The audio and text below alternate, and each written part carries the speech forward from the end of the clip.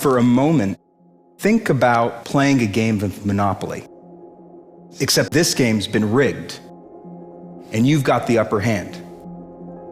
You've got more money, more opportunities to move around the board, and more access to resources.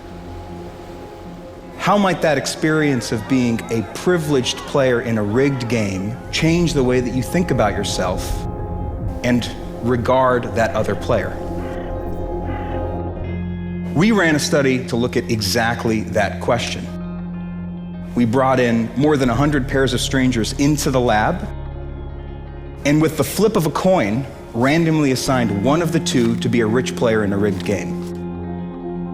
One of the really interesting and dramatic patterns that we observed begin to emerge was that the rich players actually started to become ruder toward the other person. Less and less sensitive to the plight of those poor players, and more demonstrative of their material success.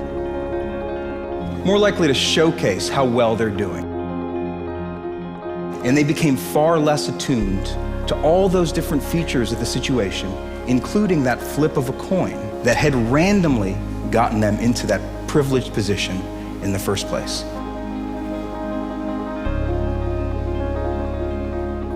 What we've been finding is that as a person's levels of wealth increase, their feelings of compassion and empathy go down, and their feelings of entitlement, of deservingness, and their ideology of self-interest increases.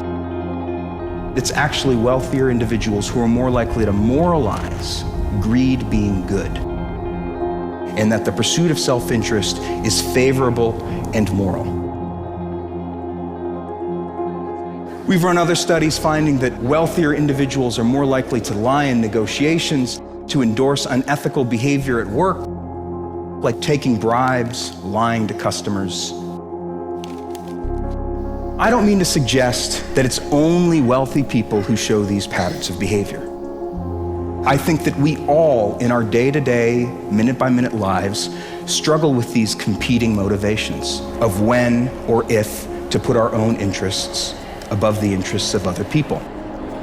But what we're finding is that the wealthier you are, the more likely you are to pursue a vision of personal success, of achievement and accomplishment to the detriment of others around you.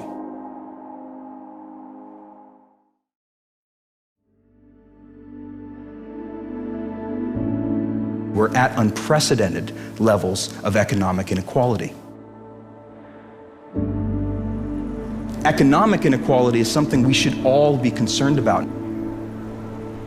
There's a lot of really compelling research showcasing the range of things that are undermined as economic inequality gets worse. Social mobility, physical health, social trust, all go down as inequality goes up.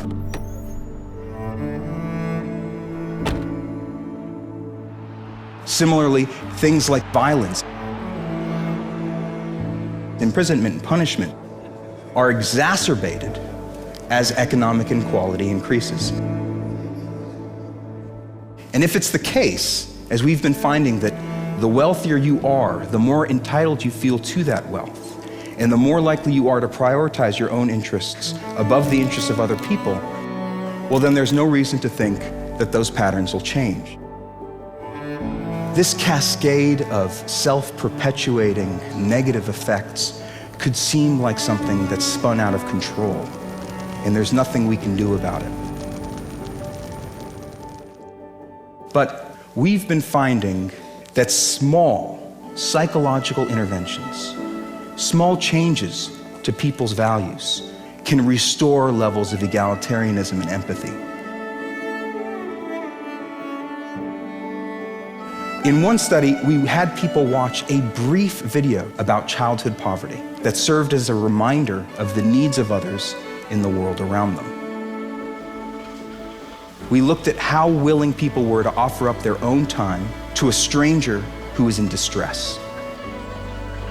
After watching this video, rich people became just as generous of their own time to help out the stranger as someone who's poor, suggesting that these differences are not innate or categorical, but are so malleable to slight changes in people's values and little nudges of compassion and bumps of empathy.